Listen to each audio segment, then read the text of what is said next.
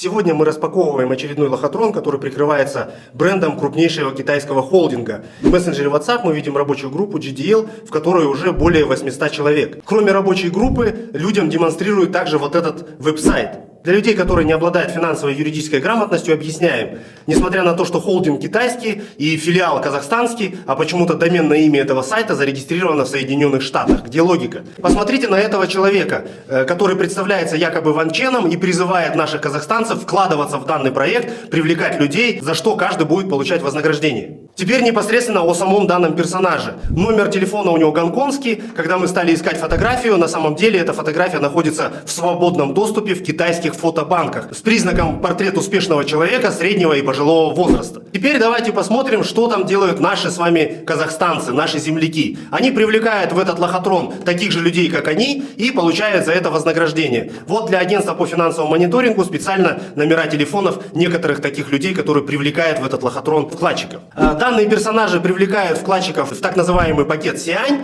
и просят их вознаградить за то, что они туда затянули новых вкладчиков. А вот здесь уже в группе сообщается, что эти персонажи вознаграждены в размере 75 тысяч тенге и какими-то еще лотерейными билетами. А теперь давайте посмотрим, какие еще есть базовые признаки лохотрона вот у этого вот проекта. Вклады в международную китайскую компанию необходимо вносить через карты физических лиц Казахстана, то есть через дроперов. Дивиденды вам поступают за ваши вклады точно так же с карт дроперов. А теперь задумайтесь, что будет, когда антифрод-центр заблокирует эти карты. Далее погружаемся в пакет Сиань, и в чем тут лохотрон. Смотрим, вы вкладываете 390 тысяч тенге на один календарный год, и вам ежедневно обещают выплачивать по 15 тысяч тенге, то есть в месяц это получается 450 тысяч тенге. Таким образом, данная китайская компания должна расчехлиться на каждого вкладчика по году свыше 1400%. Какая щедрая китайская компания. Плюс к этому, конечно же, вам обещают заработок на тех людях, которых вы вовлечете в этот лохотрон.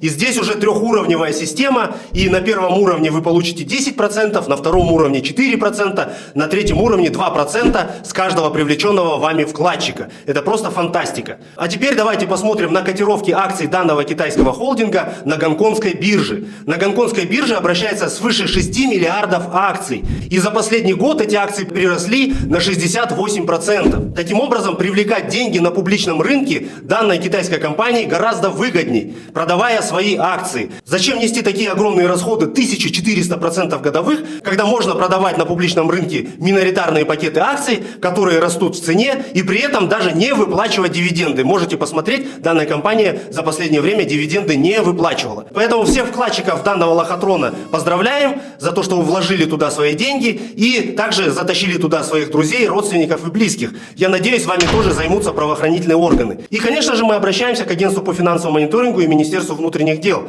На протяжении года это уже второй крупный лохотрон, который привлекает вкладчиков под вывеской крупных китайских компаний. Какое будет доверие со стороны китайских инвесторов и вообще зарубежных инвесторов, если можно просто налепить логотипы международных компаний на WhatsApp и на веб-сайт и собирать в Казахстане публично деньги, не боясь никого и ничего, используя карты дроперов, которые безнаказанно гуляют по всей стране. Давайте задумаемся, что же у нас за инвестиционный климат и как будут защищаться инвесторы, если мы видим эти факты постоянно.